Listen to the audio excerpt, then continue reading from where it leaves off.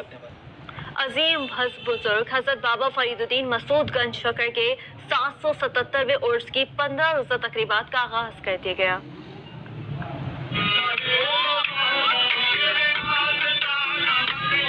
सिलसिला चिश्तिया के अजीम बुजुर्ग हजरत बाबा फरीदुद्दीन मसूद गंज शकर के 777वें सालाना उर्स की 15 रोजा तकरीबात पाक पतन में जारी हैं। अंदरूने मुल्क और बैरून मुल्क से अकीदतमंदों की बहुत बड़ी तादाद उर्स की तकरीबात में शिरकत के लिए पाक पतन पहुँच रही है। अकीदतमंदों का कहना है कि दरबार पर हाजिरी से कल्बी सुकून मिलता है। बहुत शर्फ है हाजिरी का। जनाब हज़रत बाबा फरीदुद्दीन मसूद गंज शकर रहमतुल्लाह अलैह के उर्स की तकरीबात का आगाज़ हो चुका है।